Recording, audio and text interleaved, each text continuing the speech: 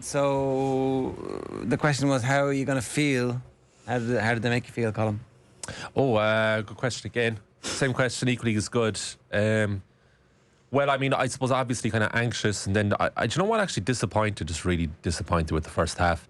And it's this quirk now that in both home games of these World Cup qualifiers, we've had the opposition player sent off in the 52nd minute exactly, and all of our goals and points have come from that moment. Great and tactic. So, my first thought to you was when he was sent off, when he was shown his marching orders, I was thinking, we'll never know if we would have beaten this crowd with 11. And I will never have that answer in my mind, because it looked like a pretty even game to me in the first half. At the same time, as soon as their skipper headed down the tunnel, I did strongly feel that we'd win the game. Yeah. And we nearly scored immediately. That was the first of a couple of wonder saves by their goalkeeper. We waited a bit to change it, he was staying exactly as he was for 10 minutes, and then the double substitution occurred. One of those players that got hooked just after the hour mark ended up getting player of the match. There was a bit of consternation in studio here about that when it was announced live. And then at the same time, it was, well, name your alternative, because that's what it was. It wasn't a performance or a game that was festooned with any individual quality. At the same time, we probably should have won 3 or 4-0. Had it not been for the goalkeeper, we would have. And yet it seems fairly unfulfilling. XG 1.9 for Ireland, 0.48 for Armenia. Well, look, Queeveen was the rest of us for the second half. He was watching. He was getting bored. So, you were at it.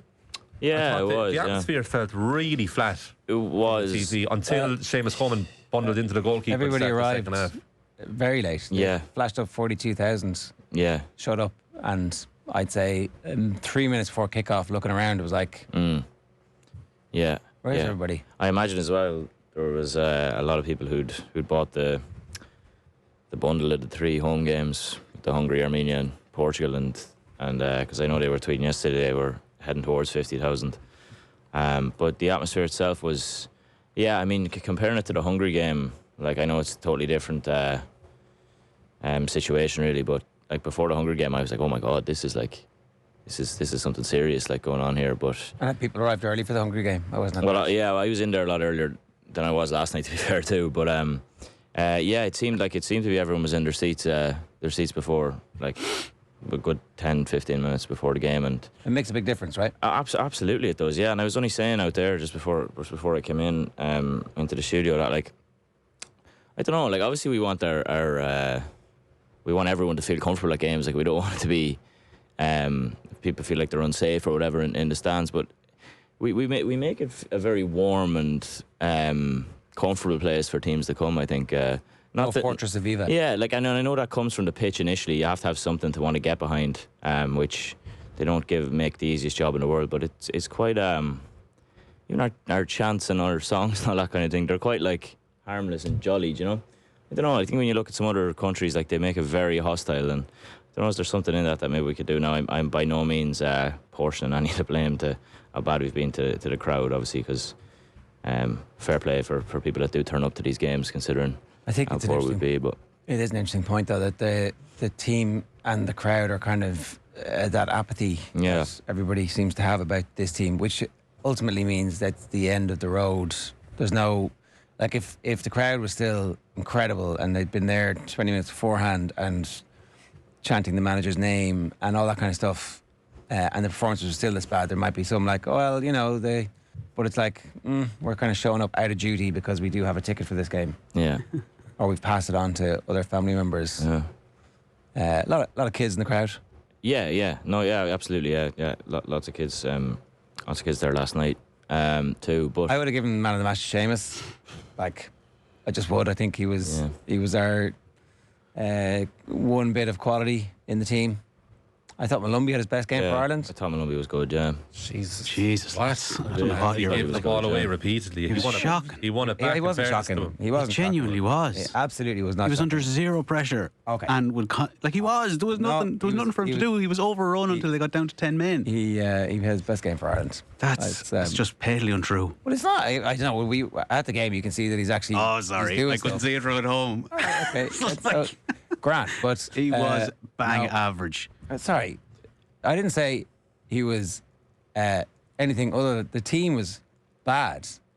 But I don't think anyone was any more than bang average. Like I thought Festi was okay. Like Festi just has something that we don't really see too often. He's quick and he takes his man on, and he could have taken his man on a lot more than he did last night. Definitely. I thought as well. Yeah, like, I think there were several opportunities where he could have done that. Yeah, like I don't know. I think to say that, like, to make out as if Festi was or anyone was considerably better than Malumbi last night is probably painfully untrue as well. Like I wouldn't say there was anyone on that pitch who was miles better than Malumbi last night. At all. Some of his mistakes were just so egregious. He spends his whole time chasing up, cleaning up his own mistakes. Like, there was one mistake where he got the ball back. There was low, but it's constantly like that. But it's losing the ball on the edge of his own box, losing the ball on the edge of their box. The shot at the end where it's like turning around when Smallbone's right there. He just has no awareness. It's complete tunnel vision the whole time. It's whatever's in front. And I know you're saying about Festi, but like, if that's the player that's supposed to be putting in the quality ball behind you, good luck. Good luck figuring everything out for yourself, because it's coming in late and it's coming in slow. Like, good grief. It's a bit of a relief, like he'll be missing the next day at least. You don't have to watch him kind of in that midfield getting eaten alive by whoever Portugal have in there. But anyway, it's a positive night, you know? Anyway. It was funny, I was thinking about you when you're watching it. They more or less completely allowed the midfield to be... They seeded it, as you kind of half-joked yesterday. It's just like, well, there's just lads, don't even worry about it. Because you had Evan Ferguson back having to do most of their work. Like, it was incredible. So just kind of went, lads, there's no hope for us here. 5 at the back. If Collins or whoever else can come out with it now and again, great, but we're not even going to pretend to engage. It looked like a 5-2-3 out of possession and then 3-4-3 with the ball. But at one point in the second half, when they brought on Ogbenny and Parrish, they seemed to be in each other's way. Yeah. They were on the right, they were kind of hovering over on the right-hand side.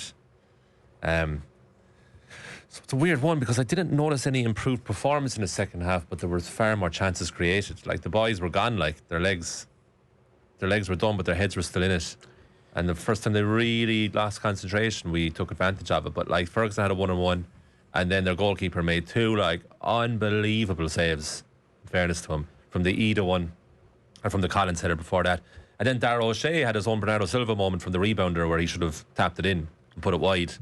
And then Collins had one as well, I think it was the opposite, when Darragh O'Shea headed it and it scrambled under Collins' feet and went out for a goal kick.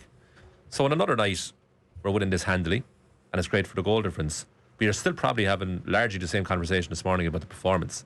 Now, Hamer Hagimson repeatedly said in the build-up, like you pointed out yesterday yourself, don't give a shit how we win this game, however we play. And maybe that really did play into the players' minds, because I don't know if that mentality was accurate for this game. I think you're obviously saying that against Portugal. To an extent, you're saying that away to Hungary. But at home to Armenia, your ambition could probably be greater than it was. And it kind of went back to the old problem. When we got the ball, we didn't really have an awful lot of plan up our sleeve. And when there's 4 or 5 passes made in a row, my instinct is to applaud it nearly. Oh, fair play for keeping hold of the ball. Like they're a bunch of semi-professionals. These are all lads playing at a high level of the game. And that's the best we have to offer. It's what makes it really difficult as well, playing like that, is the fact that we don't know how things will play out, but say with the basis of probability that we'll probably have to go to Budapest and win by more than a goal. And we've patently kind of not set up at all to score goals. Like, so that's 2, well, we've got 4 so far, and 3 of them came against 10 men.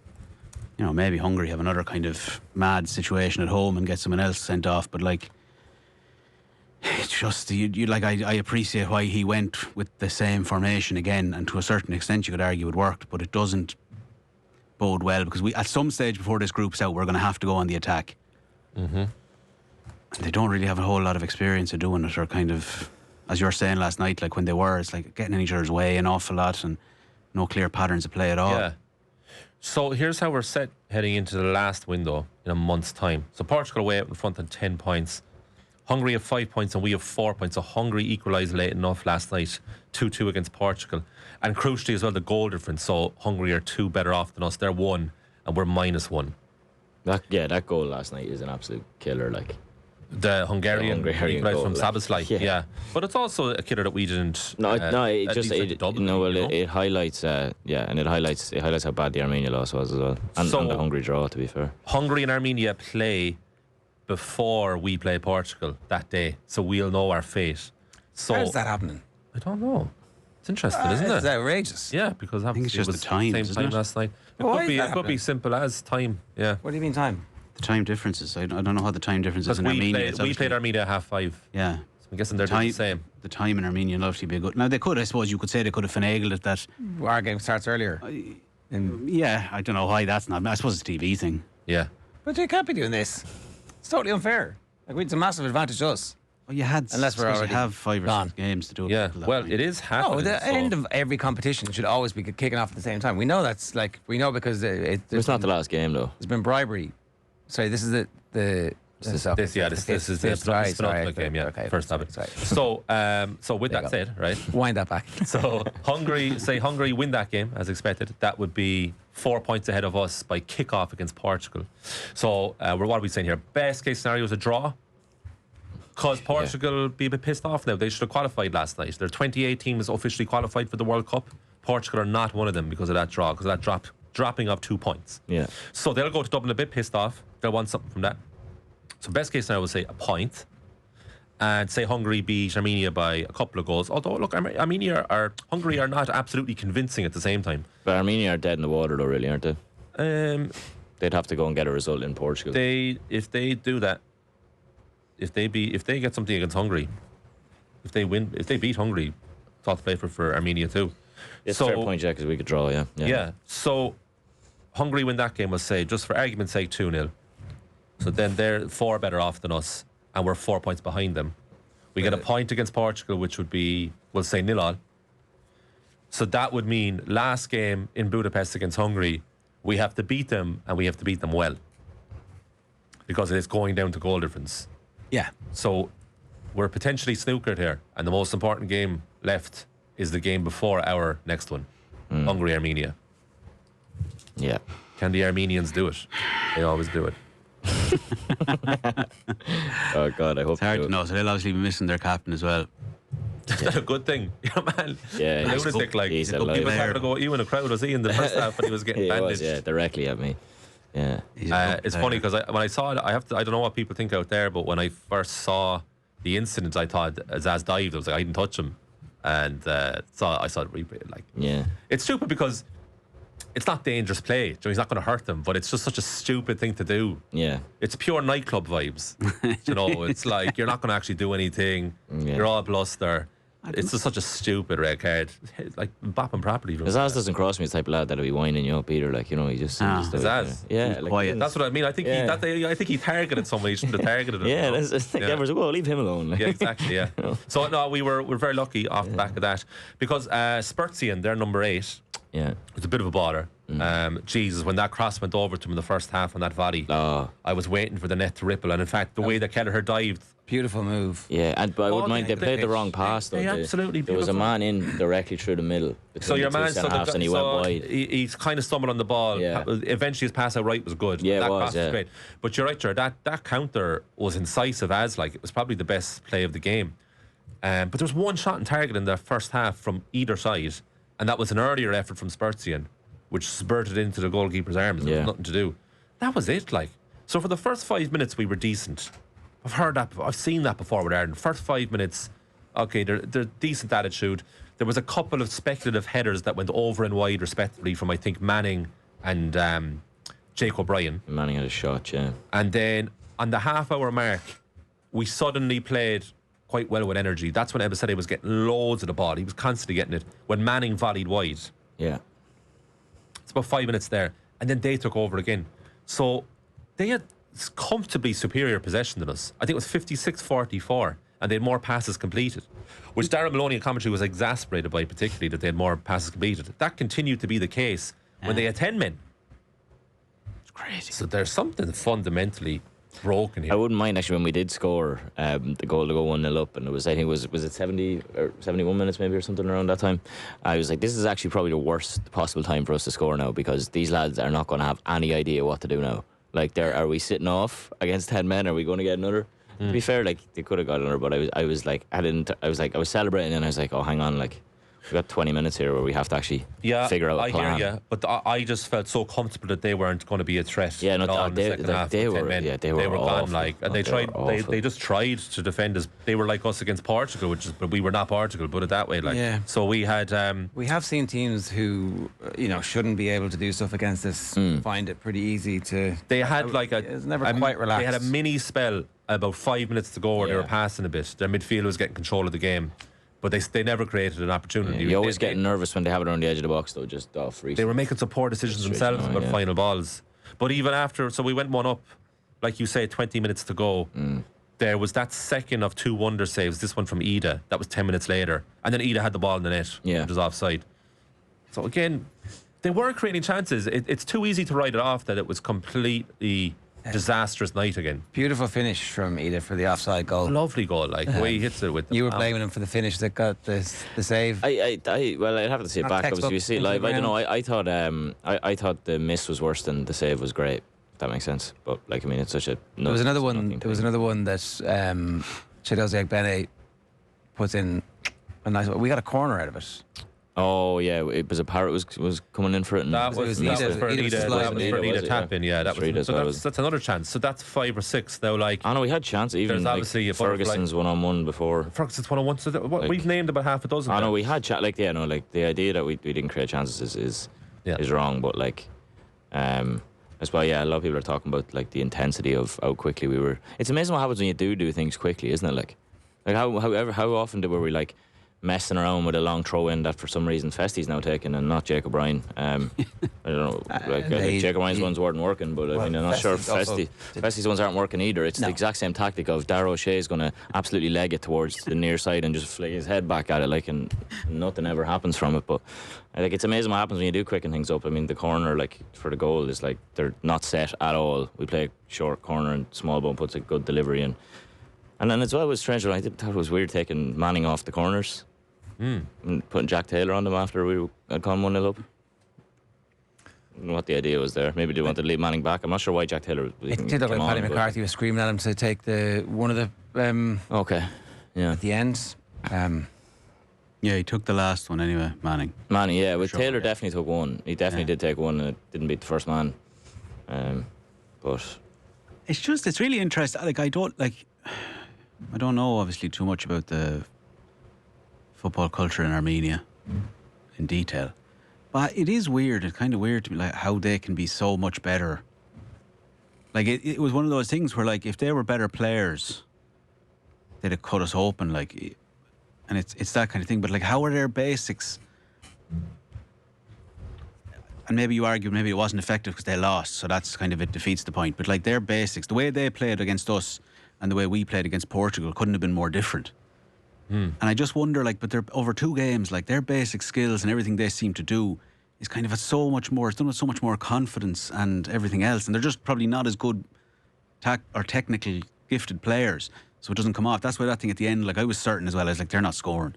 They could keep at this all day, like, they've not, 10 men didn't help, but I still do wonder, like, how can they play football that's objectively better than the football we're playing? What is wrong with us? Why are we not able to do that despite having better players? I don't know. Yeah, like, I don't, like, because I can't figure it out. I'd love someone to explain it. Well, look, there's a decent video with Hamer Halgrimson here talking with our own Steve-O afterwards, but he admitted freely that they were way too passive in the first half. They played with fear, and it's a mentality thing with the Irish players. Like, they're not that bad. No, not at all. What they show. Like, the back three was all Premier League. They consistently show bad. That's the frustration of it. They're all better players than what they produce with Ireland. It's the same for last night. All of them. Nobody played well. Yeah, and that fear thing is interesting as well, because it's funny, like, Malumbi gave the ball away and made a lot of mistakes last night, obviously. But one of the things that kind of made me think, he wasn't that bad is because he kept doing it. As in, he kept trying. And that bit of fear, I think there's a lot of our players who try something that doesn't work, and then it's suddenly, I better just play this back, or I better play this to the side, or... and I think, for me anyway, I think that's more frustrating than actually trying to make something happen, or play a ball forward, or take an extra touch. I don't know, and it comes back to the Northern Ireland thing we were talking about yesterday, where that was the one thing that jumps out immediately for me. It's the same thing with Wales. They go and play Belgium. There's no fear. We'll give it a go. We'll play a ball forward, or we'll, you know. It's funny, to your point exactly. I don't know where the moment was, but I know there was one where Coleman's coming up, and obviously he has like that supreme confidence. And I was just kind of looking at it, but he did it. It was a little kind of dink chip over an oncoming guy, and it wasn't like it was mad difficult. It was just think over his foot. You know, you can do that. It's like there was such a small gap of space, but you're like, he's not afraid of it. It's a great point. Yeah, he did his calf when he did that. Immediately afterwards, he's like, "We'll try that again." That must be so frustrating. That must be so frustrating for a guy like him. Like they just that to happen. I didn't actually think the lads were getting in each other's way. I thought because in the warm up, Ida and Parrott were obviously like doing these tricks. You know, you get the ball on your foot and you do the pirouette and it stays on your foot. Yeah. And I was like, oh, they're just showing off pre-game. Look at this. And then he actually did it in the game. Yeah. Well, that was from the warm up. Yeah.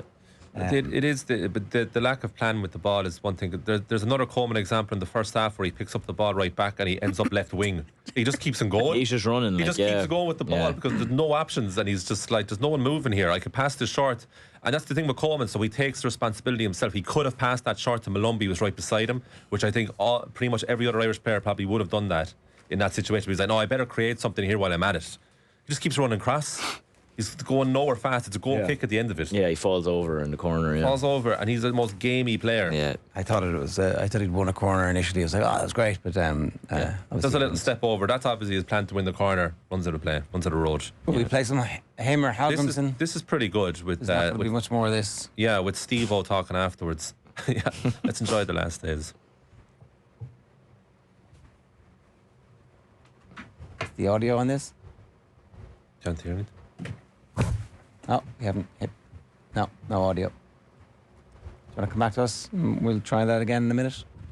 0879 180 180 is the WhatsApp number if you want to get in touch. The comments are coming through thick and fast.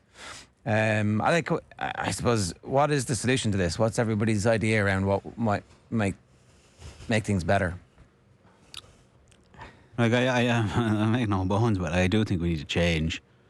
I don't think there's been enough. In all seriousness, like, I don't think there's been enough signs that things have been moving forward under Hamer to go, yeah, let's stick with this. I just don't think so. I don't like, and I don't think, oh, well, sure, who else is out there or anything like that is an excuse to keep someone. Yeah. I just don't think, and I'm not trying to be flippant or anything else. Like, it's just, like, on the basis of things, like, in all honesty, for 50 minutes last night, we were fairly awful. Yeah. So let's pull that forward, right? And the new manager comes in. What would you do differently in terms of the personnel, or like what's going to fix those problems that you were talking about why Armenia look technically better than us? But it's probably not. It probably does come down to exactly what Matthew's saying. Confidence thing. Like, they look terrified. And they look, and him talking about last night about being passive and stuff. And it's like, if you, like, and I'm not, I know it becomes almost like that kind of old football man type way of doing things. But, like, if you can't be up for things like that, and even going back to the Hungary game, where all this amazing talk beforehand, and it started off all right, that game, I think. Maybe the first few minutes were all right, and then it wilts. And we get hockeyed that night if they don't make a massive mistake by getting your man sent off. So that kind of thing between, I'm sure that Halgrimsson talks a good game in there with them, and he obviously had them all pumped up for that beforehand, but it doesn't translate onto the pitch at all. So I think that's ultimately his fault, because we're talking about the same thing. Like, there's not that much difference between our squad, the Northern Ireland squad, the Welsh squad, I'd say at this point. It's not like they have phenomenally better players, but like what they do have is obviously a sense of common purpose. And I don't think we have that at all. And that's, I think, far more than at club level with the international football in countries like ours, it does seem like if you have a kind of messianic's a big word, figurehead, someone who is kind of emblematic of all you're trying to do it as a team, the way that Wales have with Craig Bellamy now, I just think that helps. I think it helps an awful lot. And it's like why Stephen Kenny was almost perfect in terms of his qualifications and everything else, but it didn't work out. But he wasn't the kind of character necessarily as well that you'd want. But you just need someone who, like in an ideal world, if he could work it out, someone like Damien Duff would be amazing.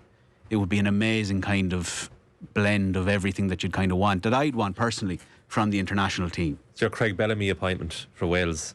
I think so. Like, I don't think Craig Bellamy had a job. I don't think he'd managed before. He'd been with company. Yeah, no, sure. I don't think he'd a full time as the main man. I don't think so. No. And they have a good way of doing that. Like, I know they'd obviously. I don't know if Mark Hughes had managed when he had that job. He might have had one or two, but he wasn't long out of retirement. And they've had a good kind of way, not to measure everything against Wales. I know it's a different situation, but like, I just feel like we're missing that sort of emotional edge to it. That we can't. That it's not translating at the pitch. They're terrified.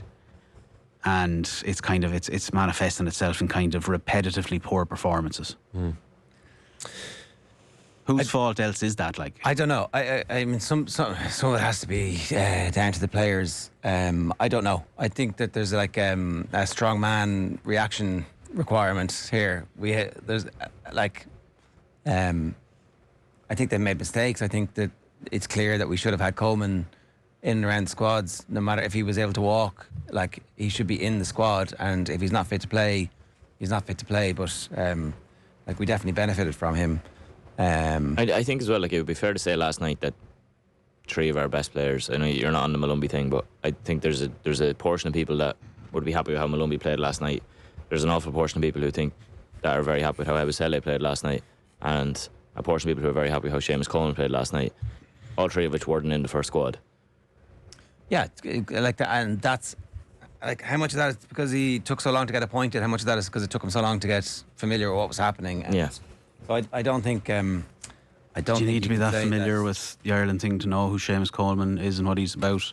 Well, I don't know. But could I ask what has happened? What has he done particularly that would make you feel like he's the right person? But I don't. I'm not saying that he's the right person. All right, okay.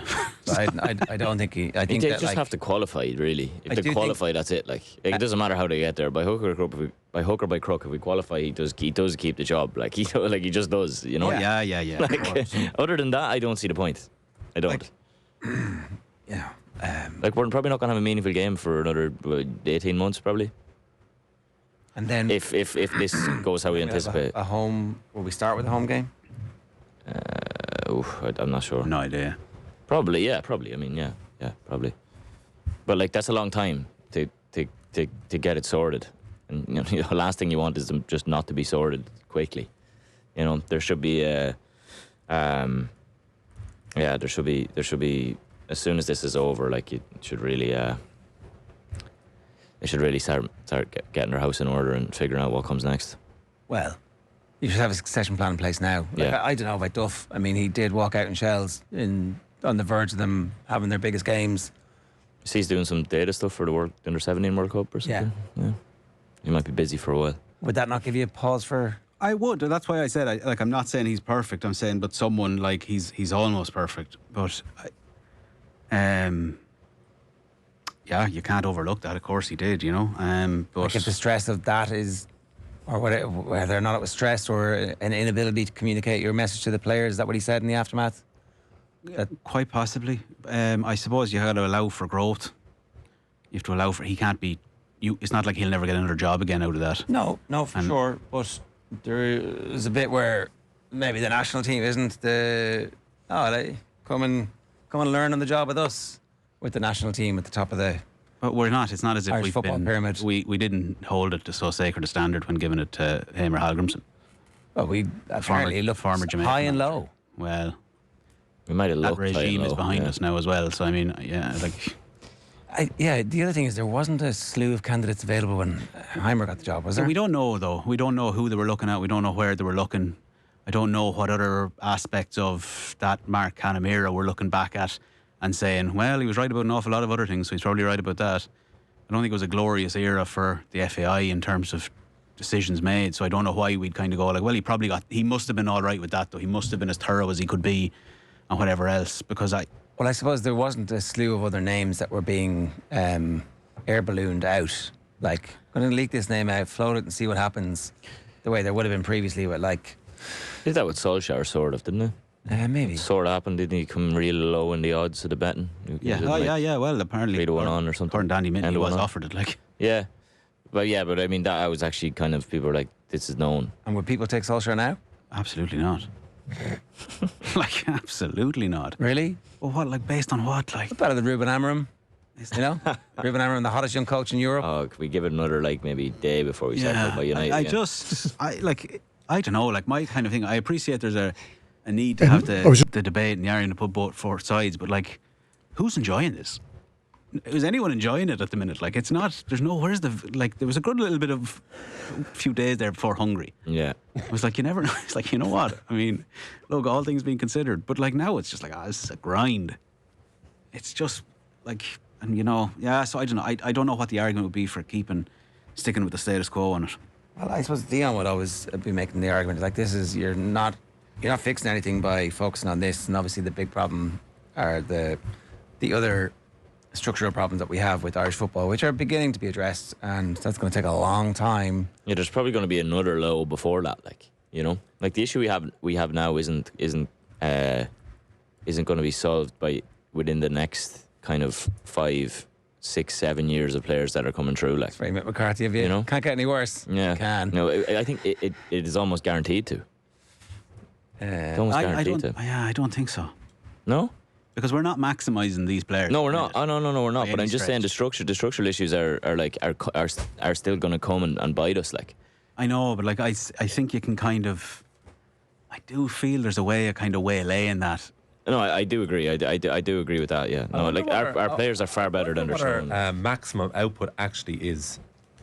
What's the best it if could be? I wonder what it looks like.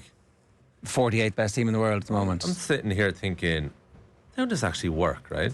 So the big thing for me, you were asking the question, and it's the biggest question in football. It was like, you know, what was it again? How does this work? How is it going to work? Who's going to fix this? How is it going to look better? Right? That was the gist of your question. Well, yeah. So Yeah. let's be having you. What are the Okay. ideas? So, but do you know what my first thought was a question back, which is, how in the name of God are we going to make these players comfortable in possession?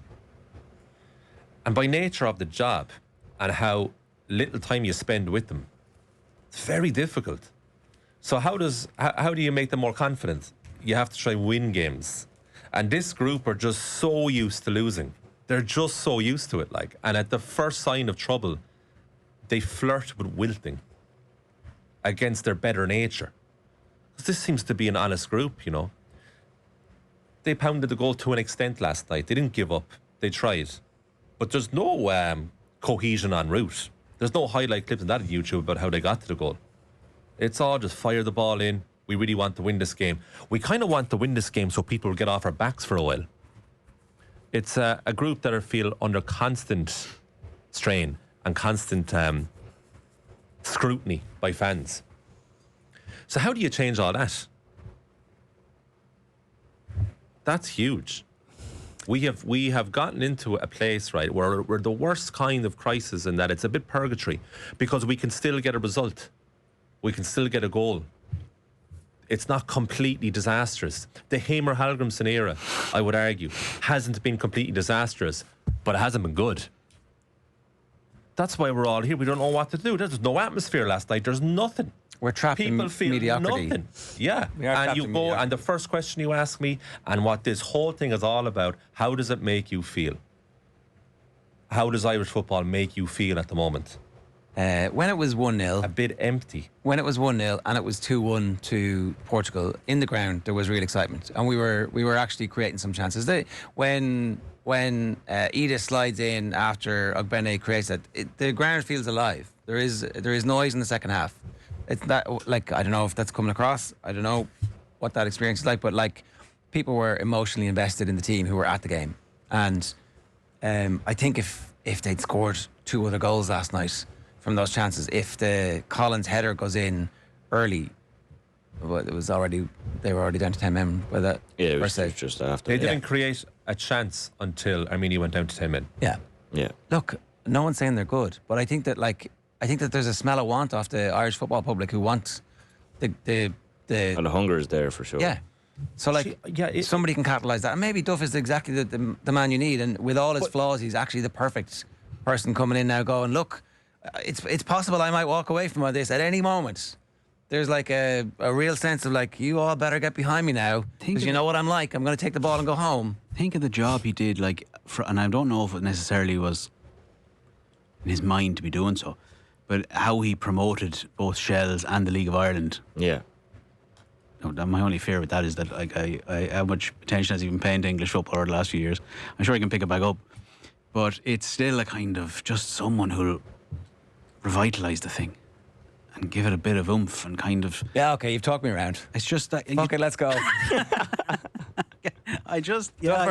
Duffer, we need you. You just want that, not misguided passion or stupid. Like, he's shown himself to be a really effective and good manager. It's not just bringing in a guy kind of cheerleader. Games coming just up the way now. it ends is so You weird. might need 6 points in both games. You know, and then the team. The result like, that just. Under the civil But it doesn't matter how it ends. I haven't It checked. always ends bad. I haven't checked this yet, but somebody But put, it's just a since new Duffer's gone, dawn. league There's a table, new points day won. next Shells are top, next Sligo over window. second, Shamrock over This third. this So, result like, it's not today like it was this matter. catastrophic impact. Doesn't Yes. matter at all. Maybe We just he's needed mad a 3-point to too be much for club alive football, and he and walked have a away. chance. Like, the good That's thing about number if he one. does become international So manager we is cannot he's be been a reading breathing too time. much He does into feel that like it. performance fair today. point, yeah. It was always going to be. Give it another 3 months. Now he did walk away from It was always already. going to be a He did walk tough away from match that. for us. Sorry, the Manager. other side of to that win. is that, like, it's such a short window to try and transmit to Just the a players what we different want them to opponent. do. Okay, so that goes back to the problem that we have of how we're Playing going to high get these quality lads next to become time. them possession. But the cracks today were. They do like Shells, for all amazing success, had a fairly rudimentary style on them. Like, they weren't a great footballing They've team. vastly improved since he's gone. I'm not talking about playing ball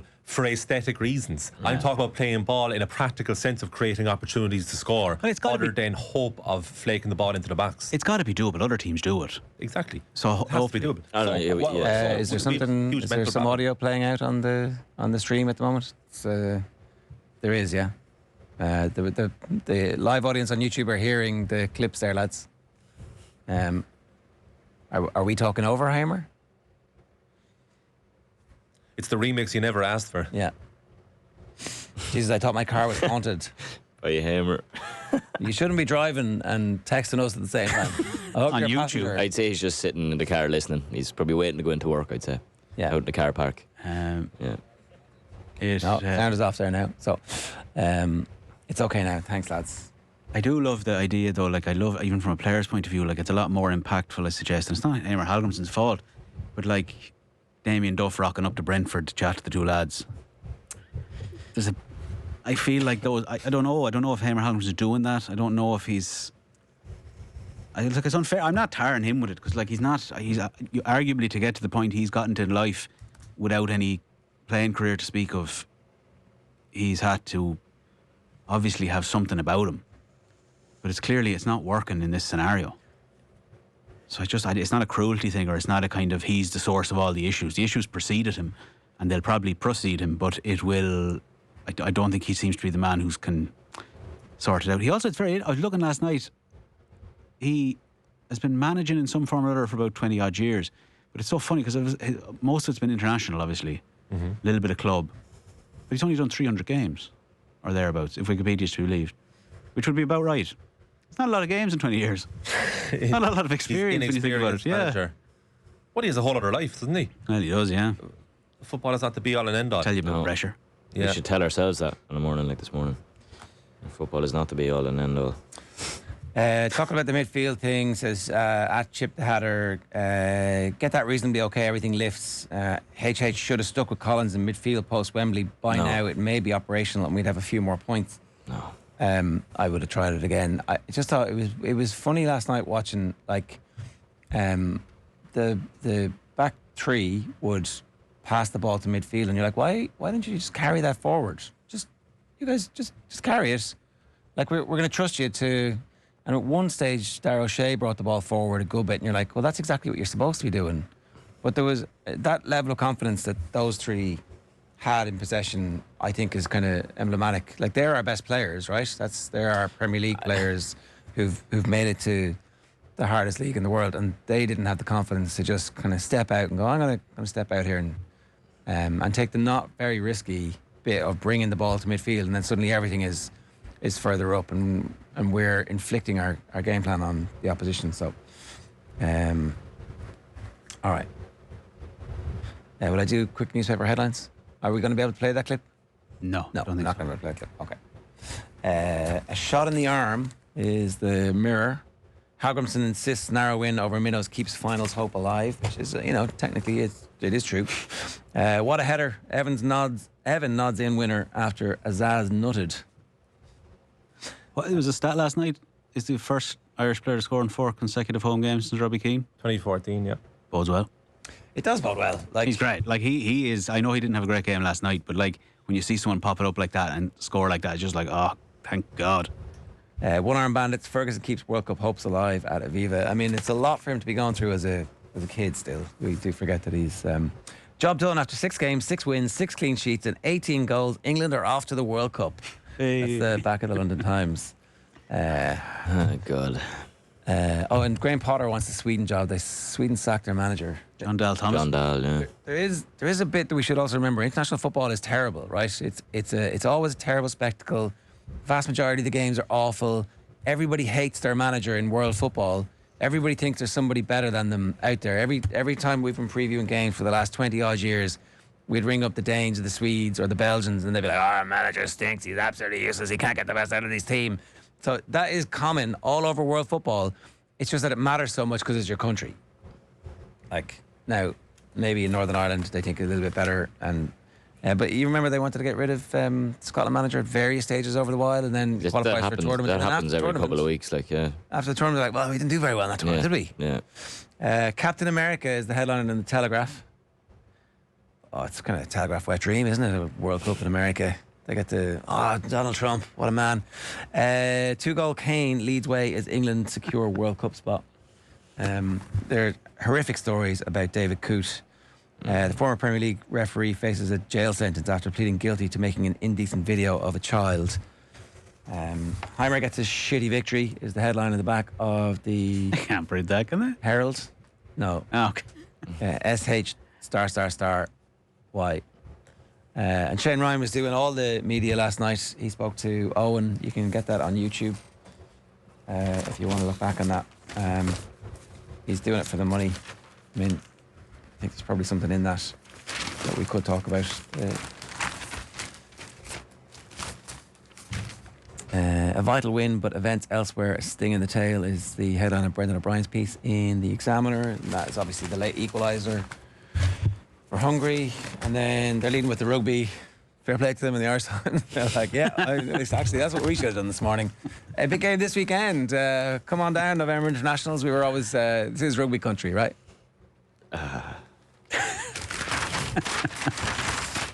Ferguson rises high to give shaky Ireland a glimmer of hope. It is very much a glimmer at this point. Yeah. Yeah. Sean Warden upward. So is it Duffer or bust? I mean, the Roy Keane thing is back. It's hard to know, isn't it? It is hard to know.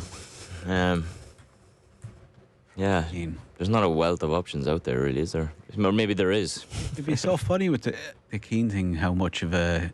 We'd be covering it every day. We'd be talking about Ireland every single day. Yeah.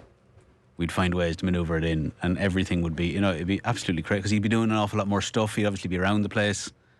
He'd be making the odd comment here or there. He'd be on the podcast and it might be, 48 minutes and 23 seconds in, he might mention Ireland for 30 seconds and we'd get a slot out of it. It's just, it'd be so interesting, that gear change, just purely from a content point of view. I don't know if he's necessarily the best manager. Does that matter? Yeah, probably not. Be good though. Be good crack. Heading into the home Euros. Yeah. At the home Euros, you can't fail to qualify. I think there is still some weird way that we can manage to screw that up. Yeah. Yeah, there is, yeah. All right, off the ball breakfasts with UPMC Orthopaedic Care. When things don't move, rotate or bend like they used to, choose us to help you get back in action.